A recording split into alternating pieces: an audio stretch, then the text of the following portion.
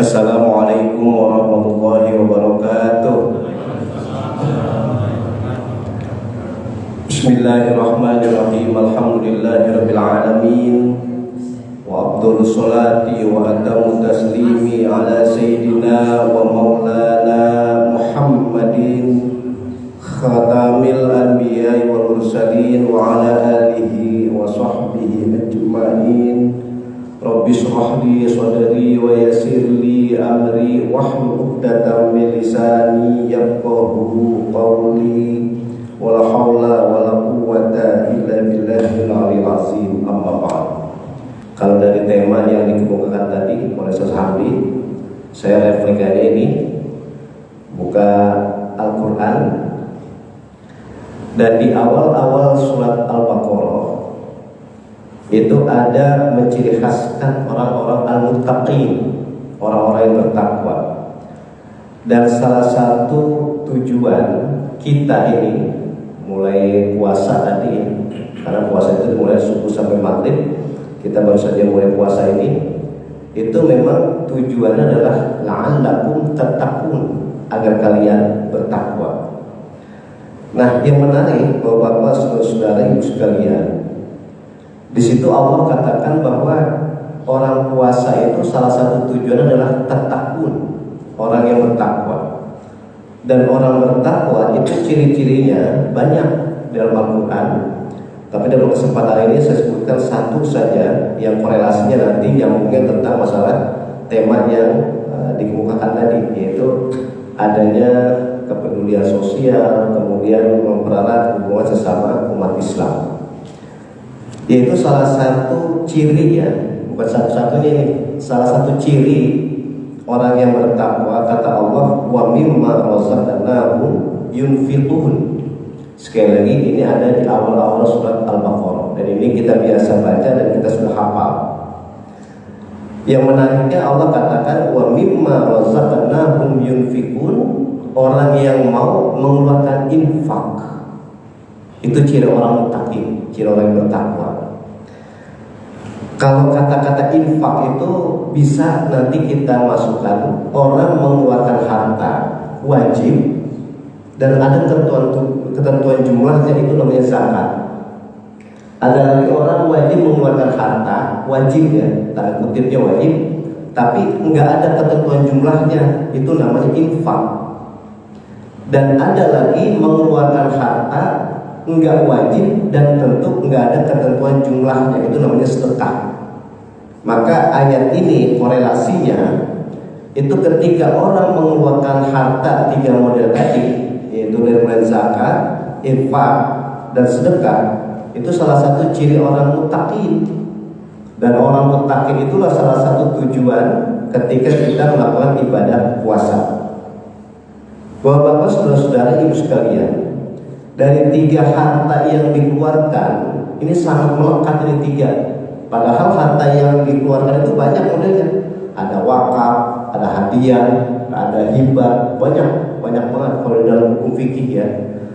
Tapi kenapa saya kemukakan tiga ini? Karena tiga ini ada keterkaitan terus, yaitu zakat, infak, sedekah. Sampai kadang di dalam acara apa saja, termasuk di masjid, terutama ini Masjid Al-Muharram, itu menjelang bulan Syawal, berarti di bulan Ramadan ini nanti ada istilahnya panitia zakat, infak, sedekah. Tapi nggak ada panitia wakaf, nggak ada panitia hibah, nggak ada. Emang ada panitia hibah? Nggak ada. Panitia wakaf nggak ada. Apalagi panitia hadiah, jadi masalah ntar. Jadi yang ada itu adalah panitia penerimaan, bahasa gitu, ya, zakat, infak, sedekah. Baik, bapak-bapak, saudara-saudara, itu rentetan, ya, rentetan maksud kata-kata wa mimma razaqnahum yunfiqun. Ciri orang yang bertakwa itu tadi adalah orang yang mau mengeluarkan zakatnya, infaknya, maupun sedekahnya.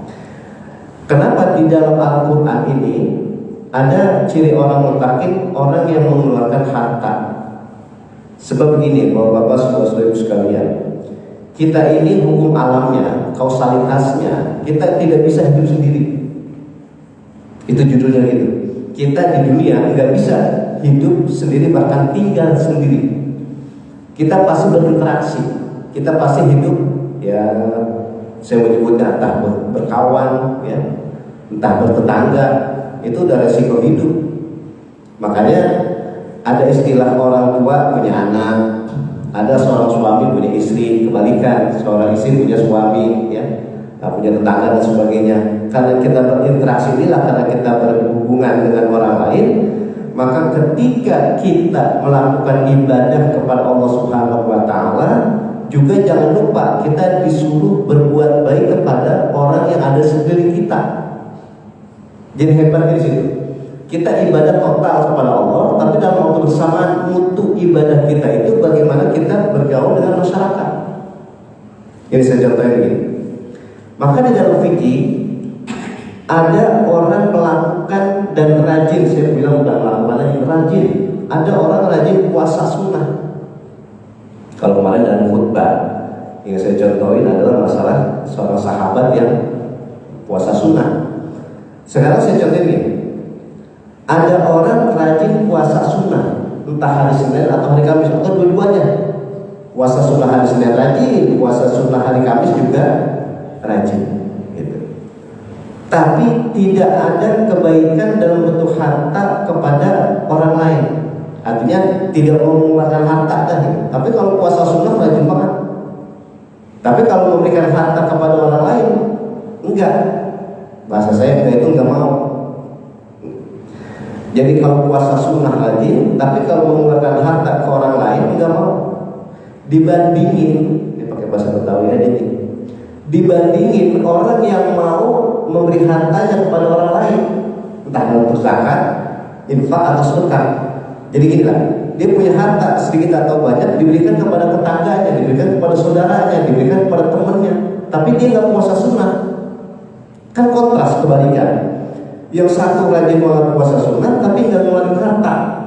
Yang satu rajin banget mengeluarkan harta, tapi nggak mau puasa sunnah. Ternyata dalam kajian fikih, aulawiyatnya, prioritasnya itu lebih bagus, lebih banyak pahalanya yang mau mengeluarkan harta. Jadi bukan lebih banyak orang yang puasa sunnah, akan tapi lebih banyak pahalanya orang yang mau mengeluarkan harta. Itulah yang dimaksud ungkapan kata-kata wa mimma razaqnahum yunfiqun gitu. Ciri orang yang muttaqin seperti itu. Sekarang kalau saya bilang dari aulawiyatnya, prioritasnya, artinya pahalanya, kebaikan lebih banyak orang yang mengeluarkan harta, itulah yang kata Nabi, khairun nas anfa'uhum linnas. Ini hebat banget ini dari. Kata Nabi, khairun nas, sebaik-baiknya manusia, anfa'uhum linnas, yang bisa memberi manfaat buat orang lain. Kita tarik lagi tadi. Kalau orang rajin puasa sunnah, saya nyebutnya ya, dan kutip, belum tentu bisa bermanfaat buat orang lain. Ada orang rajin puasa sunnah, tapi belum tentu bermanfaat buat orang lain. Belum tentu bermanfaat buat tetangganya, belum tentu bermanfaat buat saudaranya, bahkan belum tentu bermanfaat buat orang lain. Siapapun itu belum tentu.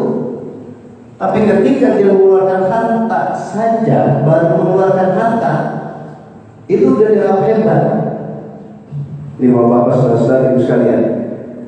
Orang itu ketika mengeluarkan harta, jangan dilihat dari segi kuantitasnya aja, jangan dilihat dari segi banyaknya aja, jangan lihat dari segi jumlahnya aja, akan tapi mau dan bisa mengeluarkan harta itu orang hebat. Jadi bisa mengeluarkan itu orang hebat, meskipun sedikit. Kenapa?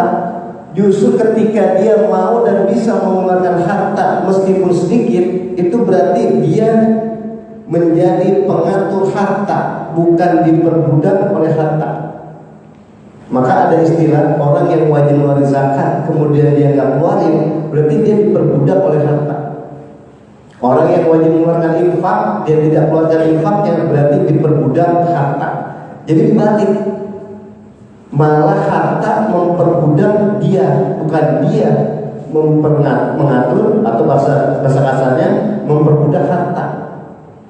Makanya tadi saya bilang orang yang mau mengeluarkan zakat, infak, sedekah, itulah orang yang hebat, orang yang sukses, bisa mengendalikan, bisa mengatur harta gitu. Nah itu tadi yang disebut orang mengeluarkan harta itu zakatkah, infakkah, atau sedekahkah itu lebih utama ketimbang orang yang rajin melakukan ibadah puasa sunnah. Saya nyebutnya tanda kutip sunnah ya.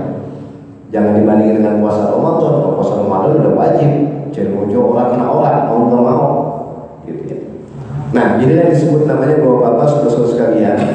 Jadi kalau kita memahami ujung ayat tentang kewajiban puasa adalah la'allakum tattaqun, agar kalian bertakwa, dan ternyata ciri orang bertakwa itu justru ada di awal-awal surat Al-Baqarah, yaitu masuk di dalam ayat yang ketiga, wa mimma razaqnahum yunfiqun. Itu pertama kesimpulannya.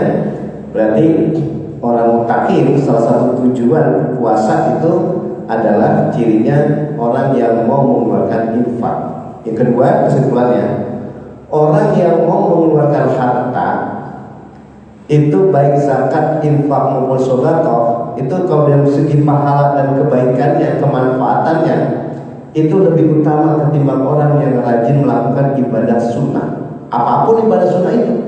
Kalau tadi saya contohkan puasa Senin Kemis, sholat sama, orang rajin sholat tahajud, tapi nggak mau mengeluarkan zakat, infak, sedekah, dibandingin dengan orang yang mau mengeluarkan 3 model harta tadi, zakat, infak, sedekah, tapi dia tidak melakukan ibadah sholat tahajud lebih utama.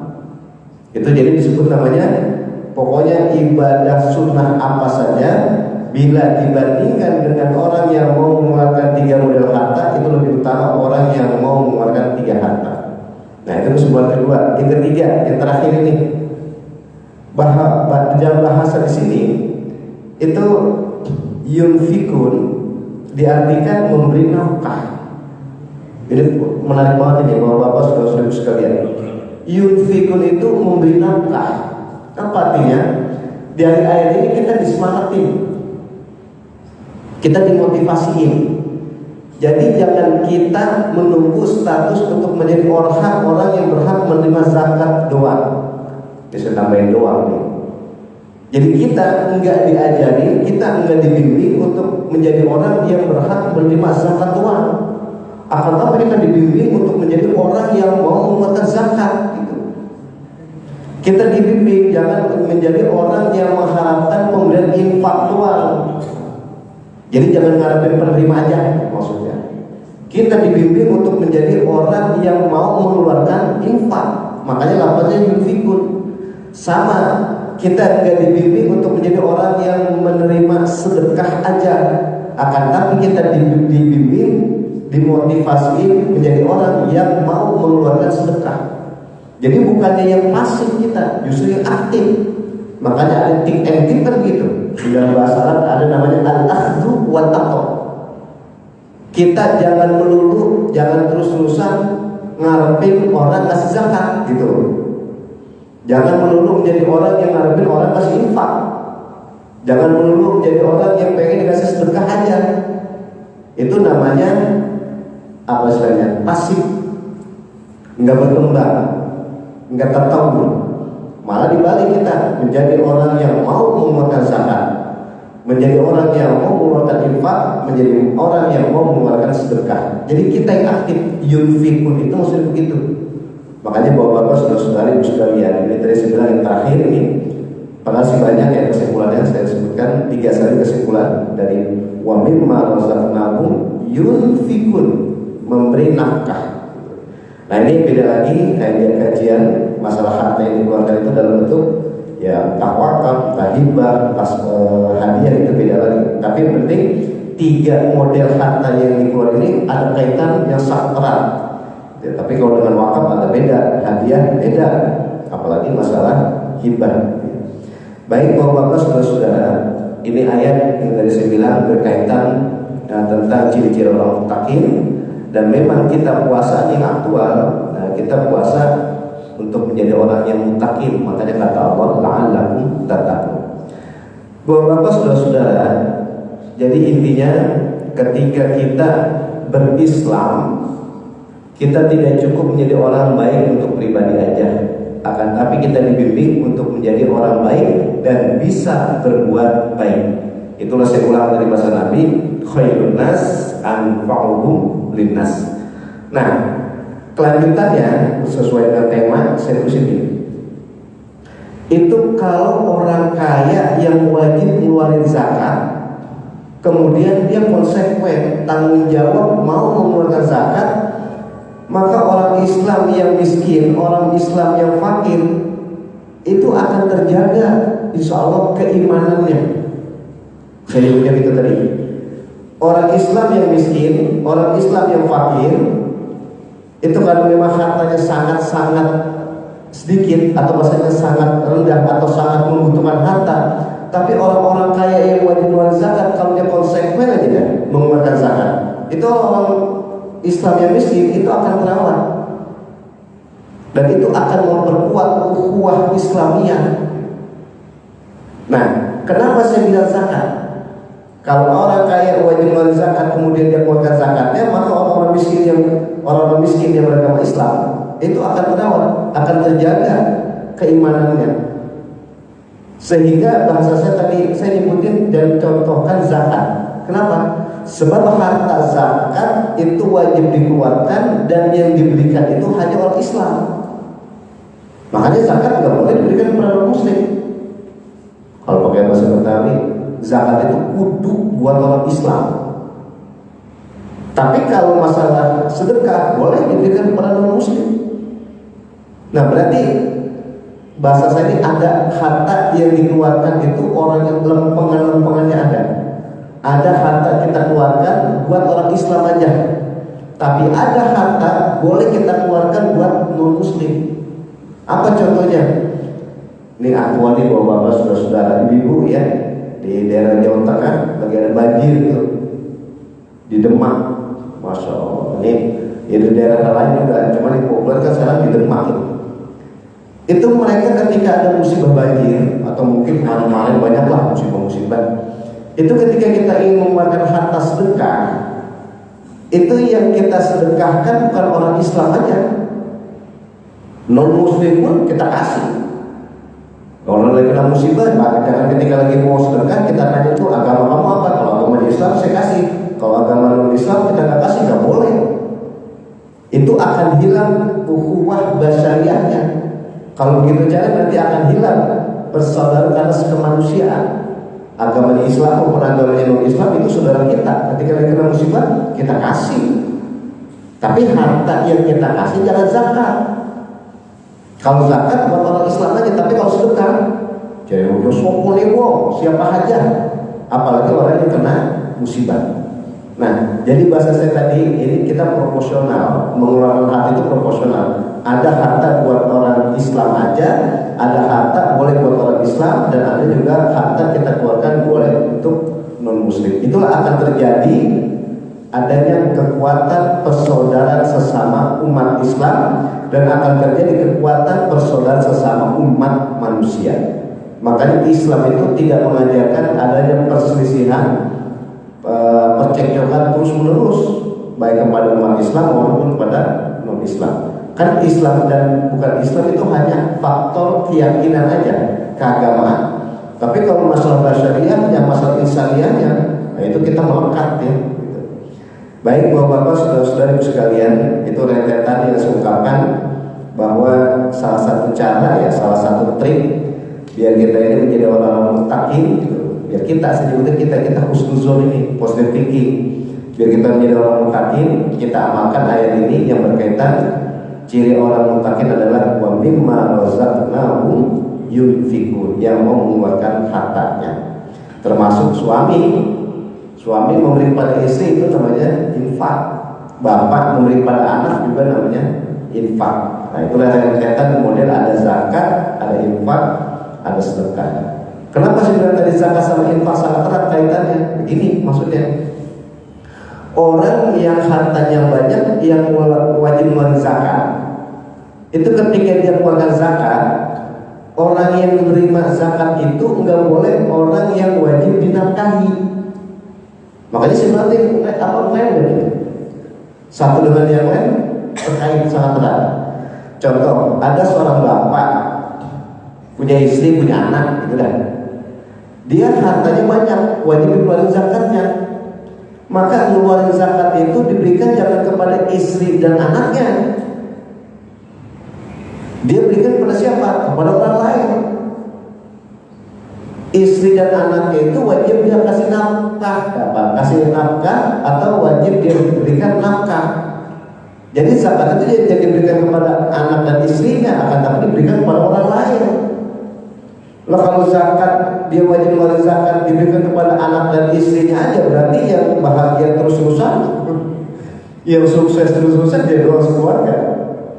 Makanya cirinya zakat itu diberikan kepada orang Islam. Yang kedua, zakat itu enggak boleh diberikan kepada orang yang wajib dinafkahi. Ini pakai bahasa saya nih, bapak-bapak, saudara-saudara sekalian. Jangankan dia ngasih anak istrinya yang wajib dinafkahi, enggak boleh zakat. Dia ngasih orang yang kerja di rumahnya. Ini kalau zaman dulu nyebutnya agak kasar. Ada bilang orang kalau kerja di rumah itu nyebutnya babu. Ada lagi agak halusan dikit ke sini, apa, pembantu.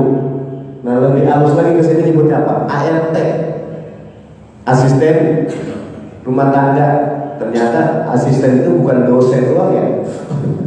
Kalau dulu dosen ada asistennya, di kantor ada asistennya, ternyata di rumah tangga juga ada asistennya. Nah, ART, pembantu orang yang kerja di rumah, itu kalau dia hidup atau dia tinggal 24 jam, itu kan wajib dinafkahi. Kalau wajib dinafkahi, maka zakat dikeluarkan, nggak boleh diberikan kepada pembantunya. Jadi berarti rumusnya zakat itu nggak boleh diberikan kepada orang yang wajib dinafkahi. Sokolewo, istrinya, anaknya, kalau di situ ada pembantunya, atau mungkin ponakan yang tinggal di situ, atau orang lain tinggal di situ, nggak boleh dikasih zakat. Nah ini disebut saya bilang tadi proporsional begitu ya. Dan baik bapak-bapak, saudara-saudara sekalian, ini saya anggap sebagai mukadimah ya, inti dari cara mempererat persatuan umat Islam, cara menjalin hubungan dengan keluarga, cara menjalin hubungan dengan tetangga dan masyarakat. Itu tadi kita konsekuen mengeluarkan harta, itu lebih utama, lebih penting dan lebih banyak pahalanya ketimbang kita melakukan kebaikan untuk pribadi saja, dalam hal ini adalah tanda kutip ibadah sunnah.